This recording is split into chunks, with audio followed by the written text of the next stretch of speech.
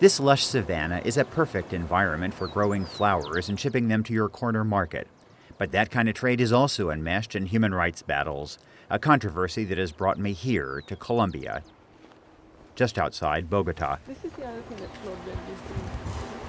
Yes, Colombia, much better known for cocaine, is the world's second largest supplier of cut flowers.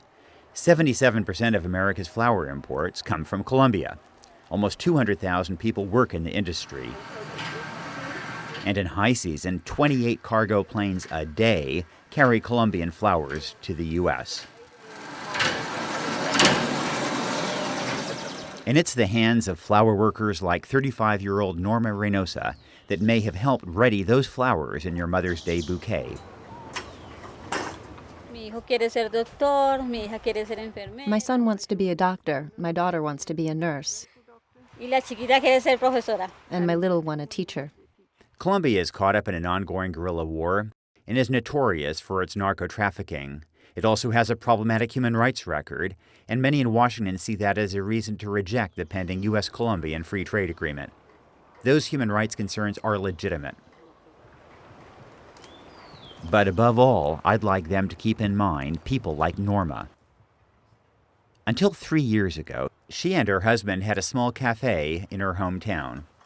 It became very successful, and therein lay her downfall.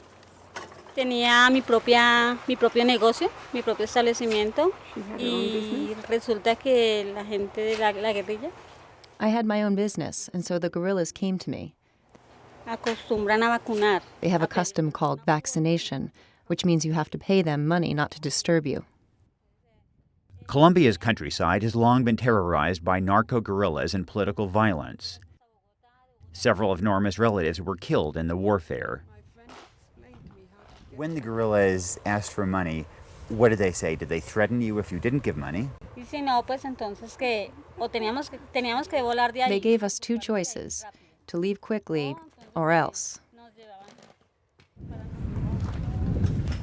Y en esos días estaban en zona. In those days, there were lots of assassinations, and most times what they do is just kill the people and throw them in the river. Matan y los tiran a un río. In June 2005, Ms. Reynosa and her husband fled to the outskirts of Bogota, hoping to work in the flower trade.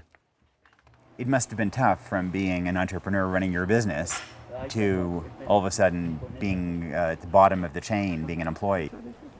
Sí, es volver a empezar de cero, algo que usted ya había. Estar uno en la cima y como caer, sí. Starting from zero is tough. It's very hard. But to have work is a very good thing. Todo trabajo es bonito, todo trabajo es bueno, ¿cierto? And here is where Norma's story links us back to what's really at stake for her if the free trade agreement is rejected. Human rights abuses in Colombia are real, including killings of union members. But progress has been enormous as well, and most Colombians believe that the best path to improving human rights is security and economic growth. As for the arguments that Colombian exports will hurt American workers, what many don't realize is that Colombian goods already enter the U.S. duty-free. What the pact actually does is give American companies more access to Colombian markets. For the Colombians, it represents a commitment to open trade that will attract investments. Democrats, including Hillary Clinton and Barack Obama, are opposed to the free trade agreement. And so I went to the presidential palace to visit with President Alvaro Uribe. He has 85% public approval ratings and is backing the pact strongly. We recognize our problems.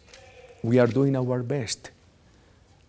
But we need the recognition of the progress Colombia is making.